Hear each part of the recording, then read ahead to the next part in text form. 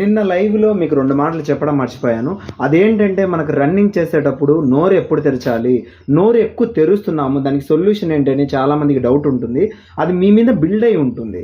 So ఎంత మీరు running చేస్తున్నప్పుడు ఎంత టయానికి తెరచాలి, ఎన్ని స్టెప్స్కి తెరచాలనేది మీ మీదనే బిల్డ్ అయి ఉంటుంది. ఆల్రెడీ నేను బ్రీతింగ్ కంట్రోల్ గురించి ఒక video A to Z clear కట్గా అయితే చెప్పాను. ఆ వీడియో అన్ని కూడా చూసి చేసుకోండి.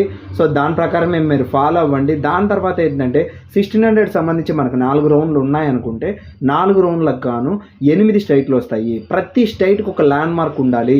సో మీరు స్ట్రైట్లోకి ఎంటర్ అయినప్పుడు ఒక వేప చెట్టు కానీ, లేదంటే ఒక పోల్ కానీ, ఒక బిల్డింగ్ కానీ, ఏదో ఒకటి స్ట్రైట్ అయితే ఉంటుంది. ఆ స్ట్రైట్గా ఉన్నదాన్ని మీరు ల్యాండ్ మార్క్ బేస్ చేసుకొని దాన్ని చూస్తే రన్నింగ్ కొట్టాలి తప్ప తలకాయ అనేది అటువైపు ఇటువైపు తిప్పకూడదు. ఓకేనా?